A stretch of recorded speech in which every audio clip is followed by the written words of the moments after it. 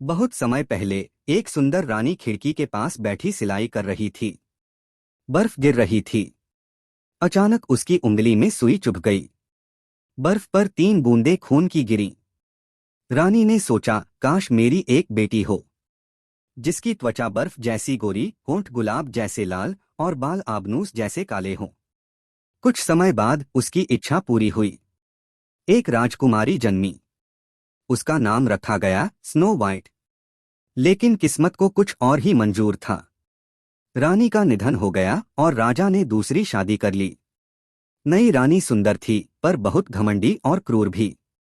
उसके पास एक जादुई आईना था।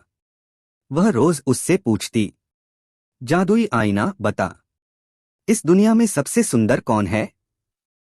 आईना जवाब देता, हे महारानी, आप सबसे सुंदर हैं।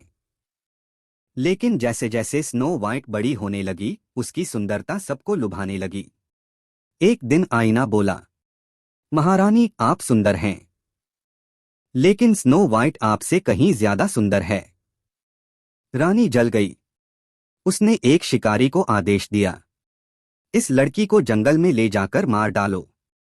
शिकारी दयालु था। उसने स्नो वाइट से कहा, भाग जाओ राजकुमारी, वरना रानी तुम्हें मार देगी। डरी समी स्नो वाइट जंगल में भटकने लगी। तभी उसे एक छोटा सा प्यारा घर मिला। वह थककर उसमें सो गई। यह घर 7 बौनों का था। जब वे लौटे तो उन्होंने देखा कि एक सुंदर लड़की उनके बिस्तर पर सो रही है। स्नो वाइट ने अपनी पूरी कहानी सुनाई। बौनों ने कहा, तुम हमारे साथ रह सकती हो, लेकिन सावधान रहना, रानी बहुत खतरनाक है। कुछ दिनों तक स्नो वाइट बौनों के साथ खुशी से रहने लगी।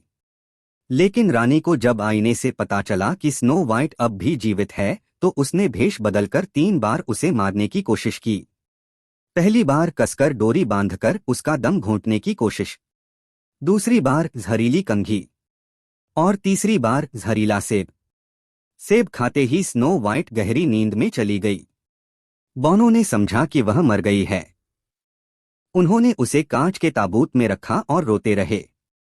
कुछ समय बाद एक राजकुमार वहां से गुजरा। उसने स्नो वाइट को देखा और कहा, यह राजकुमारी तो स्वर्ग की परी जैसी लगती है। मैं इसे अपने साथ ले जाना चाहता हूं। जब ताबूत उठाया गया तो अचानक स्नो वाइट के गले से सेब का टुकड़ा बाहर निकल गया। वह जाग उठी। बौनों और राजकुमार की खुशी का ठिकाना नहीं रहा। राजकुमार और स्नो वाइट की शादी हो गई। 7 बौने भी समारोह में शामिल हुए।